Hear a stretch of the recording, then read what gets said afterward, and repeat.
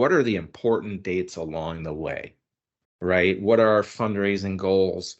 What action do we want people to take along the way? Like I said, volunteer, canvas, fundraise, sign up for the email. Email lists are really, really important. Getting people engaged on socials so you can get those day-to-day messages out and encourage people to encourage their circle to vote for this candidate. Right? Who's our audience? What are the issues that you feel are important that you're fighting for as a candidate and as a party? And then and what are you trying to get done for your constituents? Right? So understanding the touch points, your personas, your audience, and then what do they care about, and how are you going to take care of that from a messaging standpoint?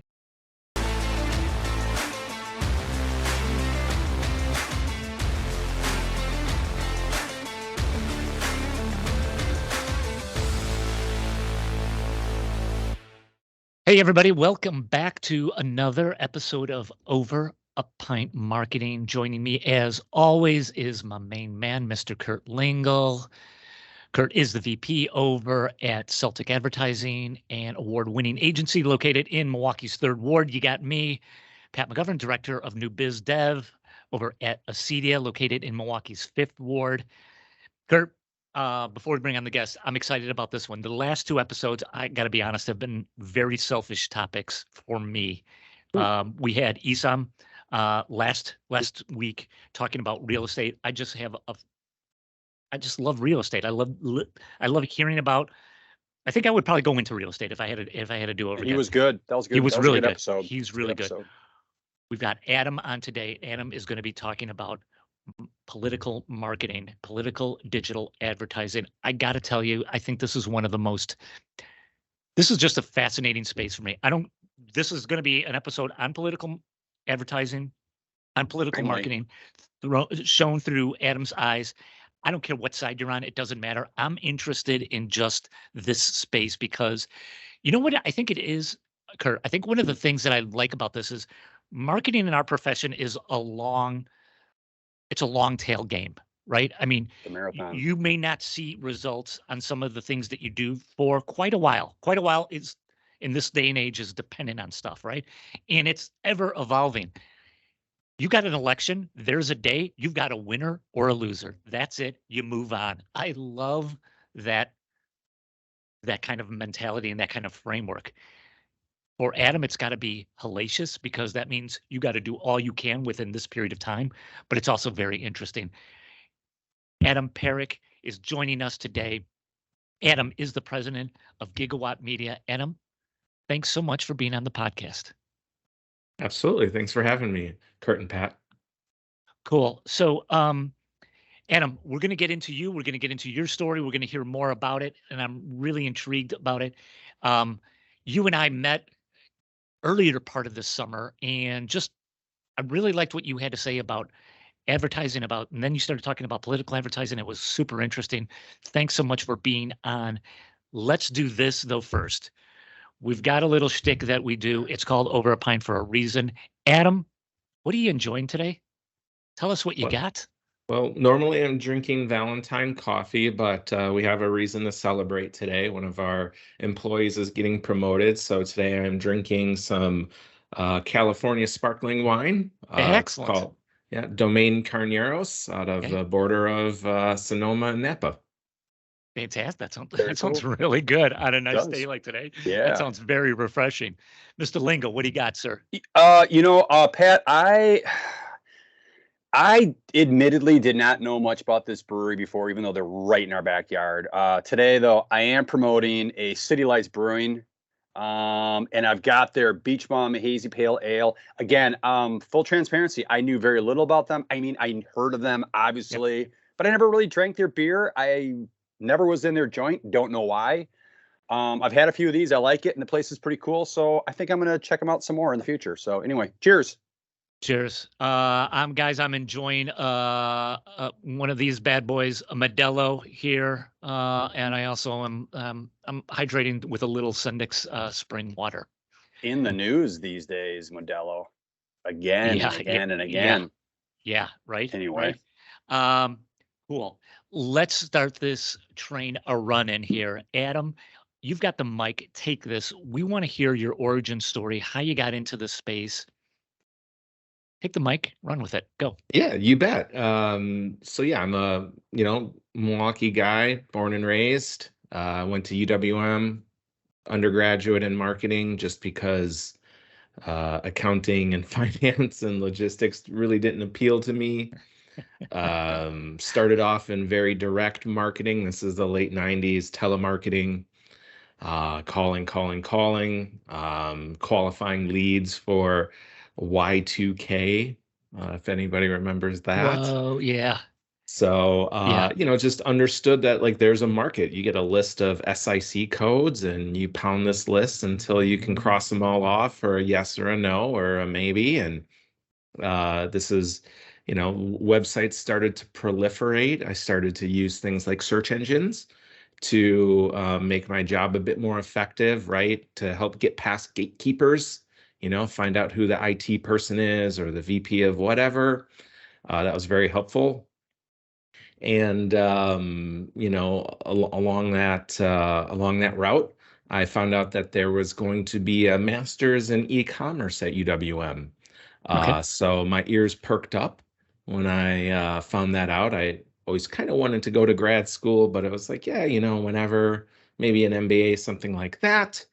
And once I found out about that master's in e-commerce program, I was highly motivated to try to enter that space. So fortunately, I kind of wedged my way in there through an effective cover letter. And I learned about search engine marketing, not from the school, but from a job that I got during my last semester there at a little .com startup, if you want to. And the president of the company, Mike Budiak, which is called findsoftware.com now, something to that effect. He told me all about search engine marketing, and that was before Google even was doing it. This was GoTo and Look Smart. Wow. And you bid on things, and he's a really smart guy. It was his money. He was an accountant, and he really taught me to care about digital marketing. So that kind of started my journey into digital marketing is at findaccountingsoftware.com. Total aside, Adam. When you were going through this, how much did you realize this was going to be a big thing? That digital marketing was like, this is going to take over everything. Like, were you early onto that, or were you still like, yeah, I know, kind of on the fence? I'm just curious as your viewpoint back then. I feel, yeah, let's put it this way. I used to have to, as a telemarketer, as anybody that's done telemarketing knows, you make 50, 60, 70, 80, 100, 80 or 100 calls a day. And depending on, how effective you are or what you're trying to market or generate leads for, I mean, a good day is 2 or 3. Right? A good day, a very good day is 2 to 3. A great month was 20 or 30. Wow. Leads. Yeah. And in any one day at findaccountingsoftware.com, I could knock out 10, 15, 20 in a day. So it was push versus pull, right? You're calling. Whereas if you get your internet marketing game right, they're contacting you. You are capturing demand instead of kind of taking the temperature of where the demand is in the market. So that was really eye-opening, and we could focus on different issues, like user, how can we make the form better? How can we do our search engine marketing better? Things like that. So right. I definitely felt the impact of it strongly, and so yeah, I was a firm believer right away. Cool. I just love talking about, back then, and I remember an old job having pretty adamant discussions about whether or not the web was going to catch on. That's for a whole other pod.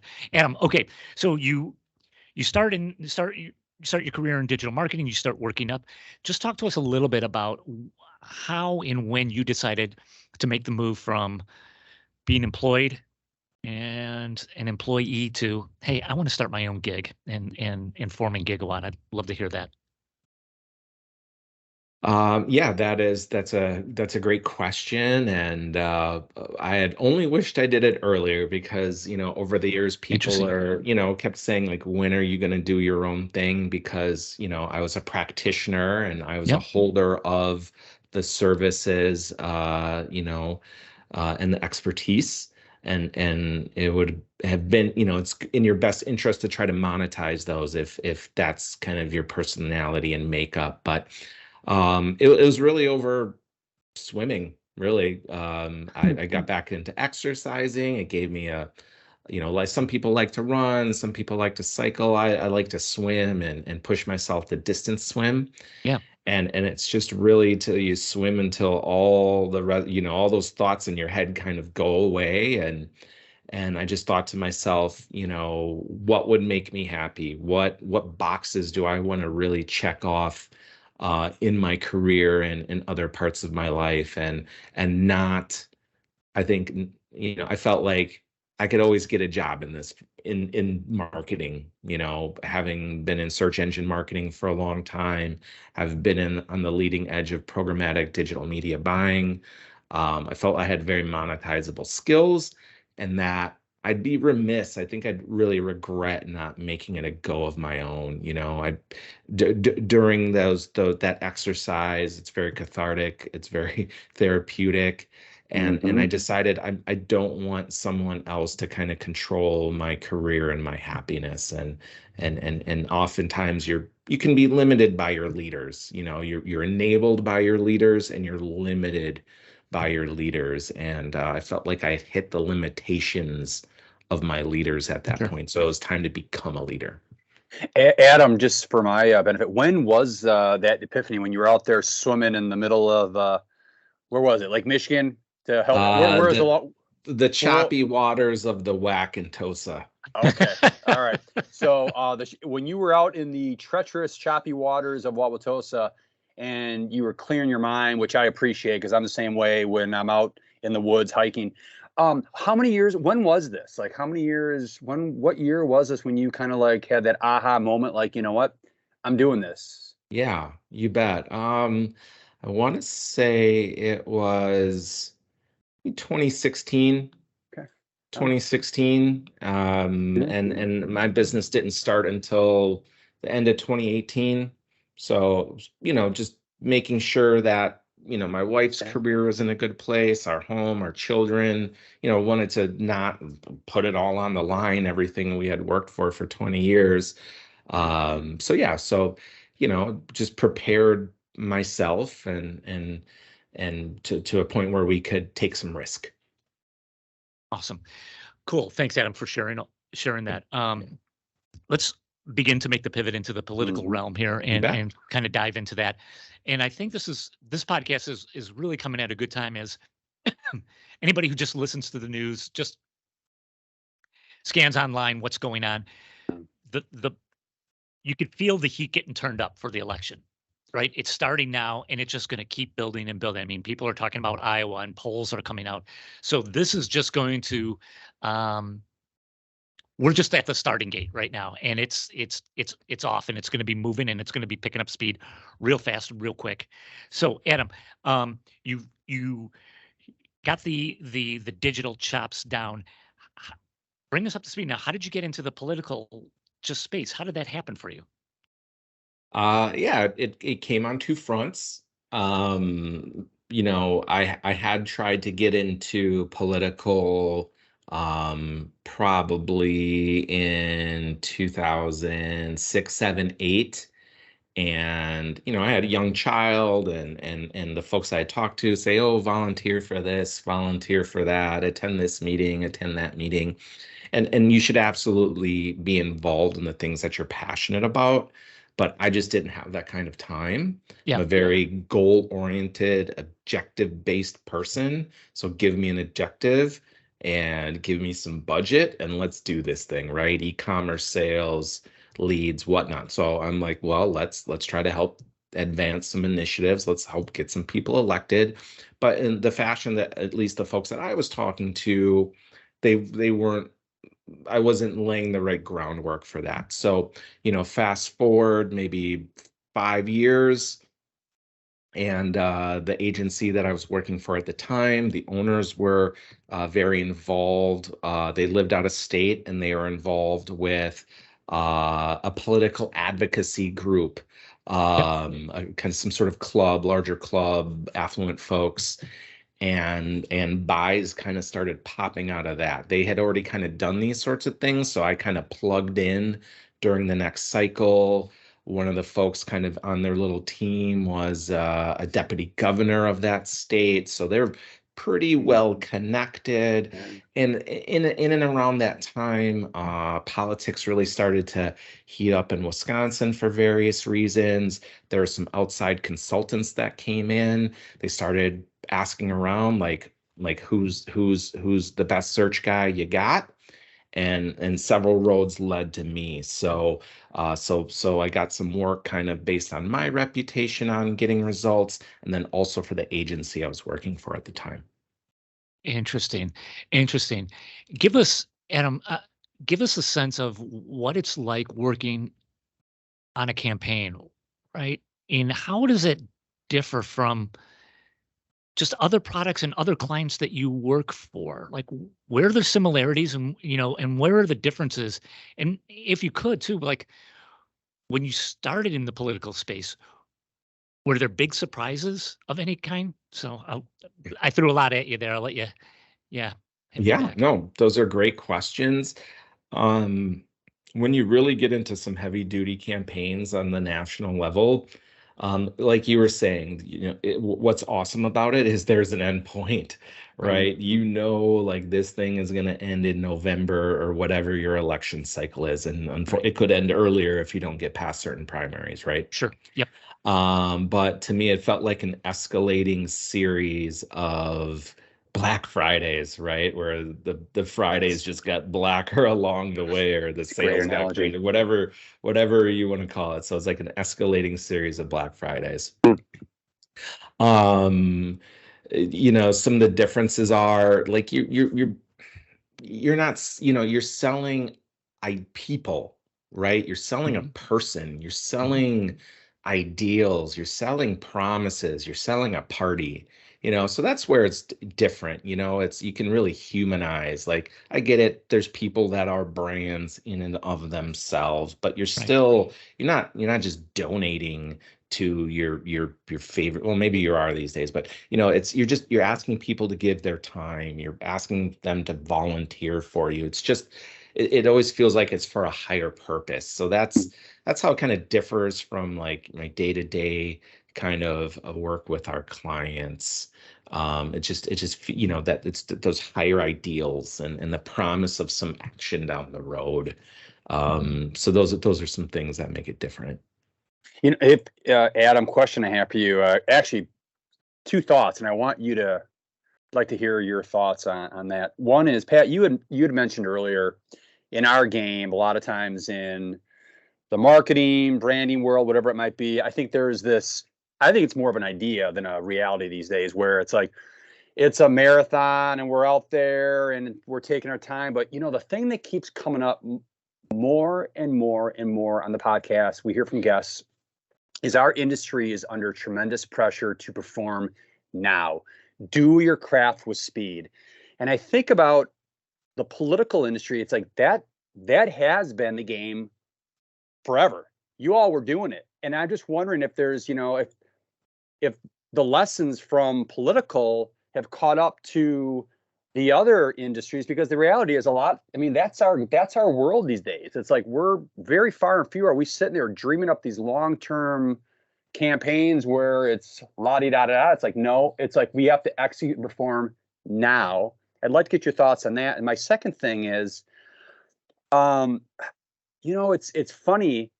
it seems like, you know, it seems like once one campaign cycle is done, it begins again. So I'm wondering if you're seeing like, is less seasonality, is that the trend moving forward where it's like, it's not a brigadoon anymore. It's not like where we come to life for, we just awake out of nowhere and then we work and then we go to sleep. It's like, is this trend moving forward where it's like, you know what, the way the political game is going now, I'm busier longer with whomever. I don't know. Two questions. You can package those. Yeah, and I think there's definitely big intersections between both those questions, right? You absolutely do, it's kind of the parallels, I think, from your commercial advertising, right, to political is you can really get in hot water these days. You can, people can team up on you on social and get these hashtags going and, try to, for lack of a better word, cancel you, right? So just like a politician may make a slip up or make a vote, and detractors try to capitalize on that. The businesses are doing stuff. They're building things, tearing things down, product issues, quality issues, safety issues, right? So like you have to, I mean, crisis communications has always been a thing, but it's like the level of the crisis I feel like can get escalated in today's world. So you always have to be ready, just like on a campaign or even just a day-to-day politician, ready to speak to your detractors or hot button issues that come up.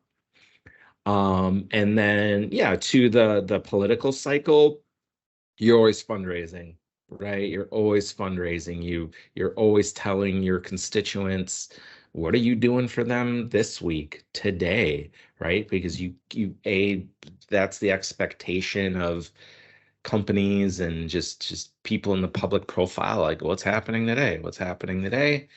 Hopefully you're busy as a politician. And then that really leaves the door less open for someone to step in and call you ineffectual. And so you have that documentation of what you're doing and why along the way. And then always, fundraising for this, for that, for your party, for other party members, initiatives. So yeah, you're always be selling. Adam, I'd love to get your opinion on this. It seems like if I were to go back in time, maybe 10, 15 years, it seemed like the cycles were more compressed in terms of the advertising. And here's what I mean by that is you'd have election day, and then let's say, and I'm painting with a brush here, so give me a little bit of rope, but 6 to 8 weeks is when the machine would start up in heavy rotation, when you would really start getting out with ads and so forth. Okay. And then as it gets closer to the actual date, it keeps rising. The date happens, it stops. Okay. And that's again 10, 15 years ago. Now with absentee balloting, where you could vote way beyond before the date, it seems like that's having a dramatic impact on when you need to be out in market. Can you talk about the changes and what you're seeing happening in terms of that? Yeah, absolutely. There's just responding to a natural political cycle of nominations and primaries and things like that. Like you said, early voting. And I think there's just general advertising best practices of reach and frequency. How long does it take to get enough frequency? I'm not immune to these things. Have you ever gone to the ballot and looked at the candidates and you're like, who are these people? And Yeah.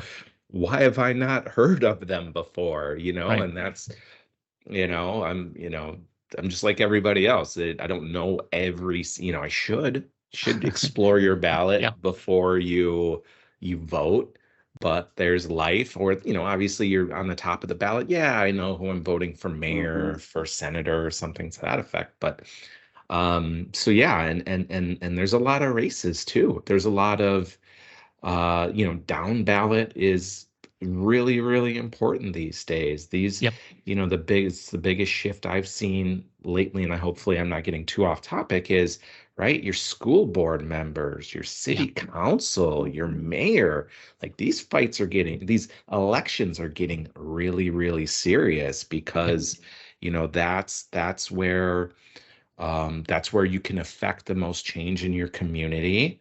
And I think things are not going top down anymore. They're going bottom up. So there's just like I'm seeing ads for school board races that I never would have seen about in the Great time point. periods that we were talking about. So Great I think point. there's just a lot going on closer and closer to us. So I think you need to start those things earlier, and I think you need brand awareness. You need to, like you said, 6 to 8 weeks out, that's not enough time to significantly fundraise to for these whatever buys. TV still rules for now, but out of home, radio, and then all the stuff that we are near and dear to our house, connected TV, connected audio, digital out of home, things like that. You need to significantly fundraise, and that you need some lead up time to that.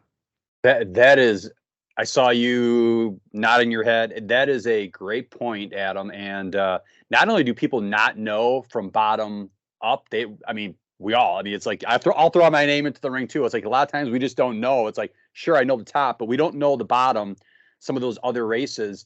And we should, you're right. And the other thing is a lot of times, elections are going on all the time. It's like, it seems like my local voting, place is only busy, on key dates, but it's like, if you look hard enough, it's like, oh, they're voting on something today. What are they voting on? So not only do we not know the candidates, we don't even know there's an election going on. So that's two problems there. Yeah. Yeah. Agreed. So Adam, give us a sense of you get a call and they want to bring you in for whatever kind of election. How does it work? Just kind of take us behind the curtains on that. It's something I'm just. Yeah, absolutely. It is a lot like all of our day-to-day work, right? You're ramping up to a launch. So what are our touch points, right? What are the important dates along the way, right? What are our fundraising goals? What action do we want people to take along the way? Like I said, volunteer, canvas, fundraise, sign up for the email. Email lists are really, really important. Getting people engaged on socials so you can get those day-to-day messages out and encourage people to encourage their circle to vote for this candidate. Right? Who's our audience? What are the issues that you feel are important that you're fighting for as a candidate and as a party? And then and what are you trying to get done for your constituents? Right? So understanding the touch points, your personas, your audience, and then what do they care about, and how are you going to take care of that from a messaging standpoint, right? So those are your positive messages, and not every single one of those is going to be an advertisement, much like any marketing campaign. What are we going to put money behind? What are we going to send emails? What's going to be on socials and other organic channels? And then you have to know the playing field, right? Who is going to be running against you? How are you going to oppose them on certain issues as a party, as a candidate? How can they attack you? And how can you be ready for both from your party your campaign touch points, and then from either personal touch points or whatever? Like, how can you be ready to respond at any time? So those are some of the big things, right? And then how, if you get attacked, how do you counterattack?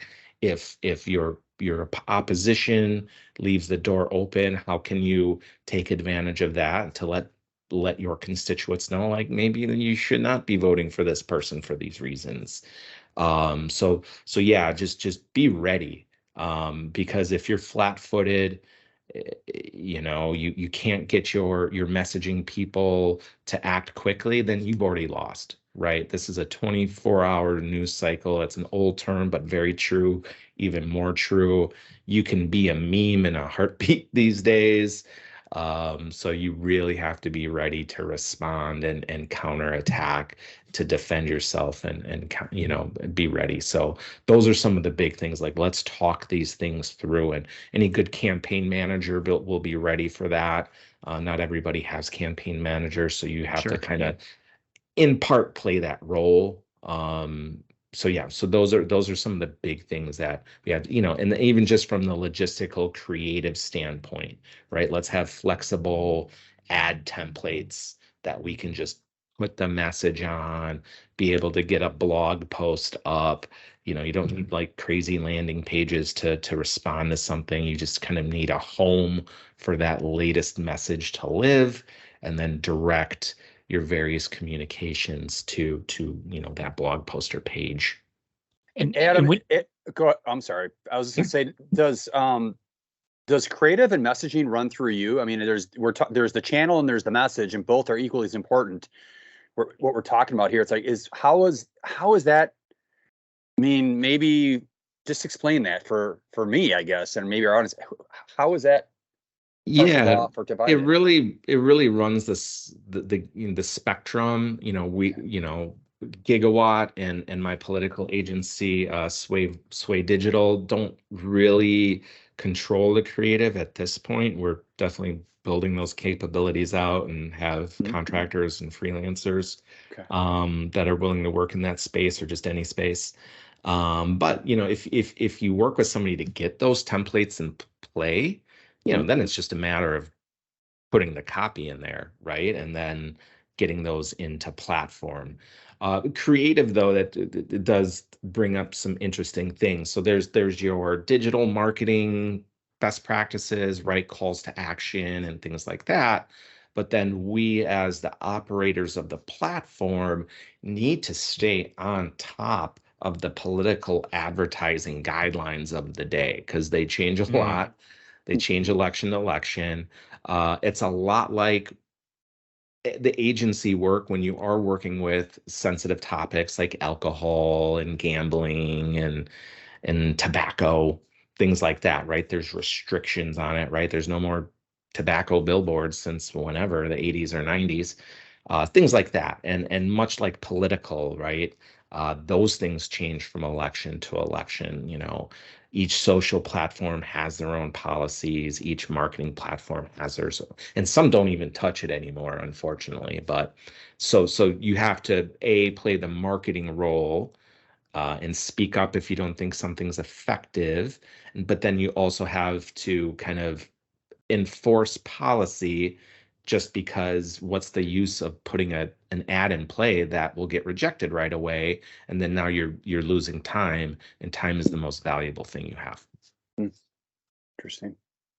When you sign on for a campaign, in general, Adam, how educated, let me put it this way, how much education do you have to do about marketing when you get into, again, to the campaign? Are most of the people you're working with, fairly sharp of what's going on, or it's like, okay, let's start from the beginning here. This is what a landing page does. This is why we need this. Like, where are most of the people that you're working with? How educated are they about marketing and the nuances of advertising?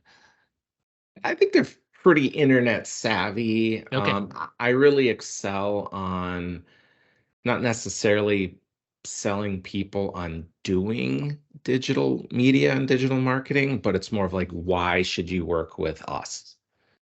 So you should already know the value that media and marketing and good websites bring to the table. So that's usually a battle I'm not willing to fight, because that's going to it's just kind of almost like a red flag in a relationship.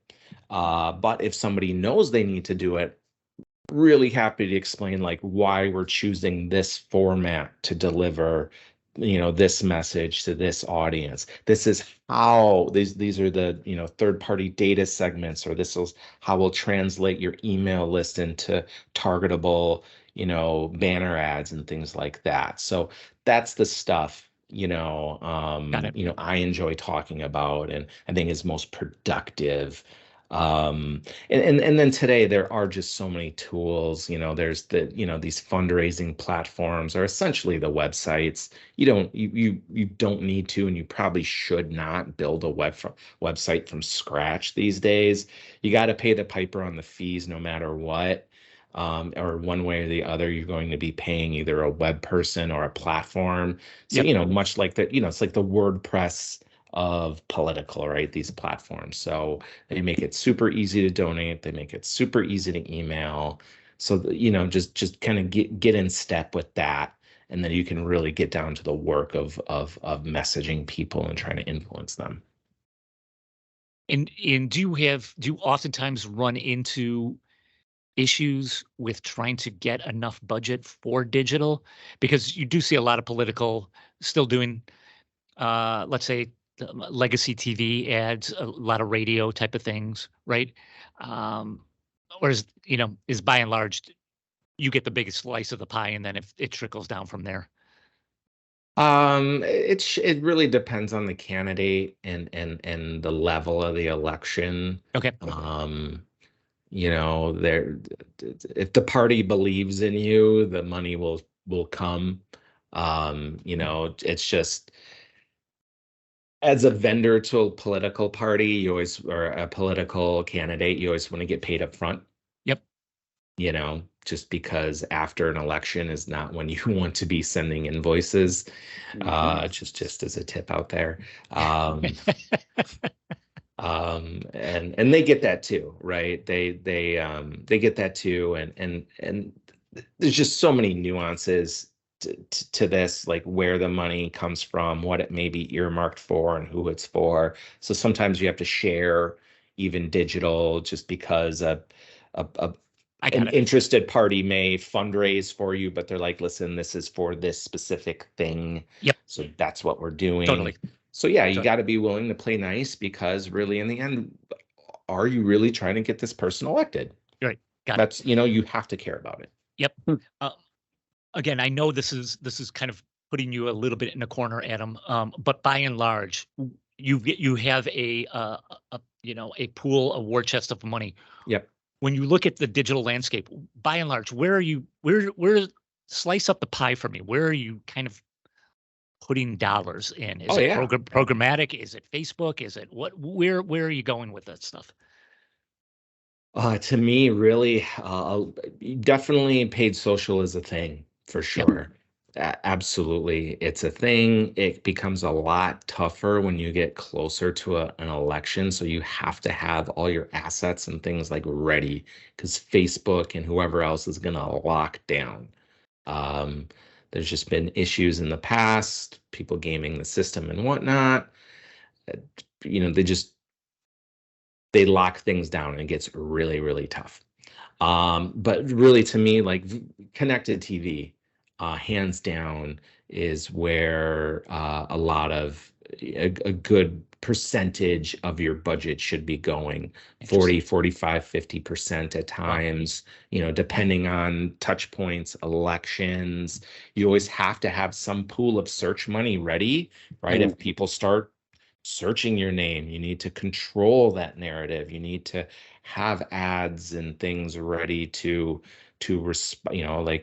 candidate issue, right? Like you need to respond to that, or else others are going to control that narrative, and that's not what you want. Or at least you give yourself a fighting chance to get that, control that message. So really, like, video is huge, much like TV is huge, but CTV is the TV of today, and you can much better follow your audience, those personas you're trying to pursue on CTV. So listen, traditional is still a thing, don't get me wrong, but CTV is really where it's at in my experience. So you have to know how to buy CTV. You should be working with the political teams of your platform. Be ready to work with the political teams of the publishing groups and the supply side partners, folks like Magnite and Freewheel and things like that. You got to have some relationships in place so you can try to get things done in a timely fashion. Hey, Adam, if you could, for our listeners, clarify CTV, right? When Yeah. they hear that phrase, what is that exactly? Yeah, absolutely. So CTV is connected TV. There's now, if you want to start a semantic kerfuffle, there's CTV and OTT.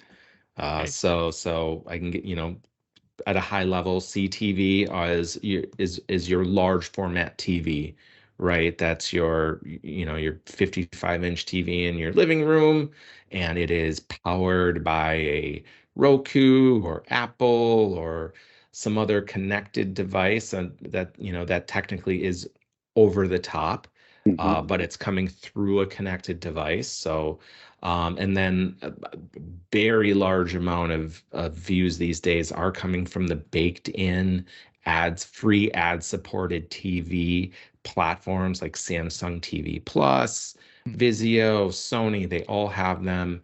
And there's free ad supported. All your apps basically work across all these devices, right? So your, Pluto TV owned by Viacom, Fubo, Tubi, so Wow. these streaming services, obviously Hulu's a big one. So these are things outside of your Spectrum, Comcast, Got it. cable provider of the day. They're still providing the pipes to you, but I think we're beyond the tipping point of people moving away from cable. There's just these kind of cable replacements or kind of single apps out there. So that's what I mean by CTV. Got it. And it gets smarter and better every day. And so I'm clear then too, Adam. So when I put up I'm going to check out a funny cat video on YouTube, and there's a Mhm. political ad. That's not CTV, but that would be, is that OTT? Or how do you classify that? If you are using your TV's native YouTube app, Ah, I would call that CTV. If you were using, if you're watching it on YouTube on your device or something like that, I would call that OTT. That one gets pretty fuzzy. But really it kind of comes down to the device you're streaming to and the context that you're watching. Uh, YouTube is definitely in the TV game these days. So yeah, so it's if you're watching on a large TV, I would call that CTV, and if you're watching through other devices, I'd just either call that pre-roll or OTT, depending on what device and what context. got it. Let's stick on the trends for a little bit longer Yeah. here, since we have you, Adam. And one of the big Yeah. things is AI. We're hearing a lot about it just in terms of marketing. It's going to be replacing copywriters, graphic designers. This is what's out in the media right now. It is going to have an impact.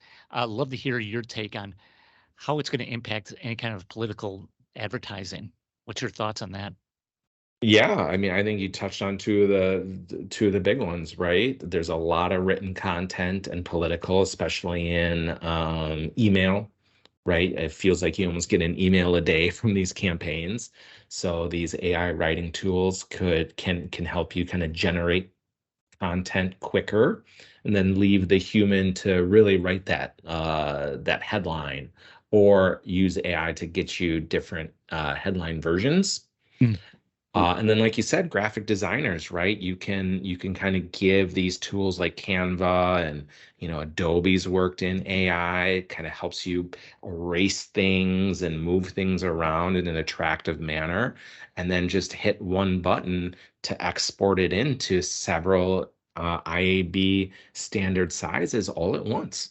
And those are things that really took time before with somebody in Photoshop. Like you had to crank through that.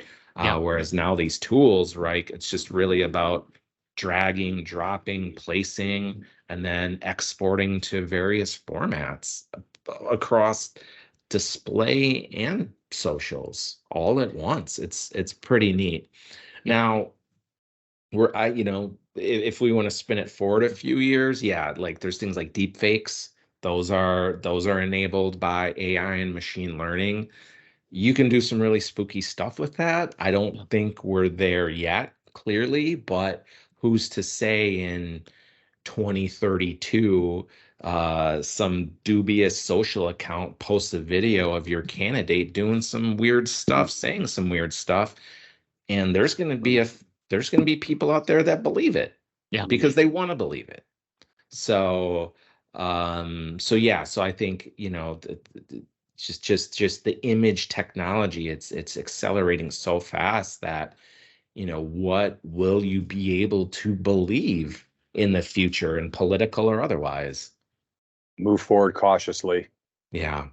For sure. Let's wrap it up with this, Adam. What else are you seeing out there on the political advertising landscape that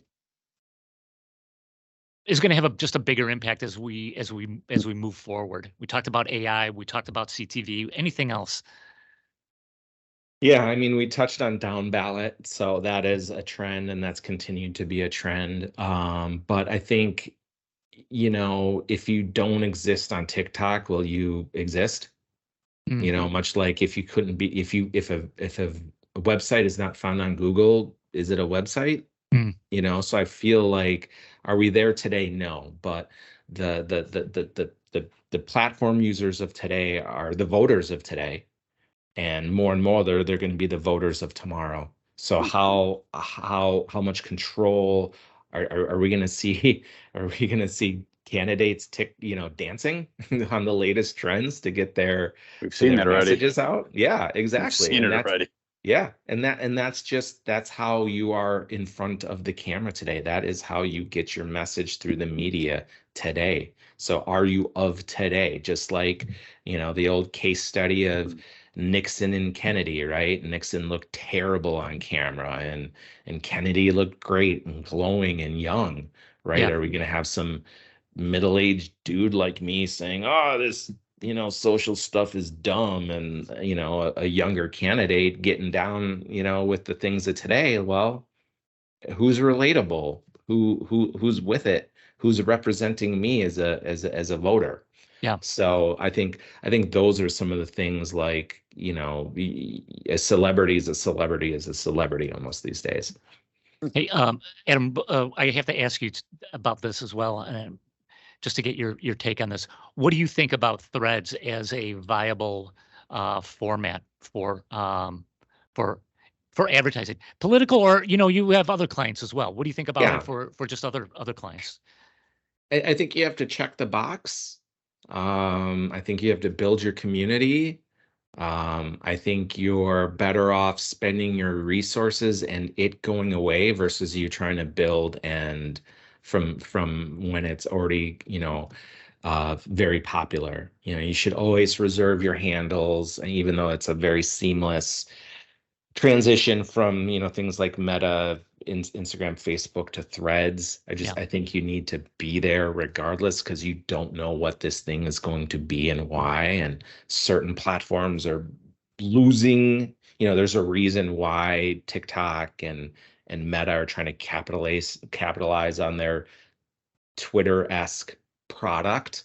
So I always feel like it's better to be on it than not. I mean, in 2006, 2007, for some of the company I was working for then, I reserved their Twitter handles, and there was like 12 of us in Milwaukee talking about burger joints, and now, like, these are like really coveted Twitter handles. So Yeah. it's just so much better to reserve and reserve your reserve your space, build your community, and participate, than it is to miss the boat, so to speak. Adam Parikh, thank you so much for being on the pod. I so hope you could come back when you're in the midst of this and just give us an update on That would be fun. on what you're seeing, what's going on. I would love to hear about that. Yeah. Adam, as I told you, you have the last word. So please take this time, tell people how they find out more about you, how they find out more about Gigawatt, how they find out more about Sway. The mic is yours, sir. Yeah, absolutely. Gigawatt Media, West Fleet Street, near Neighborhood Draft, and it's Time Cinema Valentine Coffee. So proud participants in the West Fleet Street Neighborhood Association. You can find our commercial work, Gigawatt Media, at gigawatt.media. And then our political practice is at swayvoters.com for Sway Digital. Awesome. Come on back, Adam, please. Absolutely. Thank you very much for having me. Thank you, Adam. Cheers, everybody. Cheers.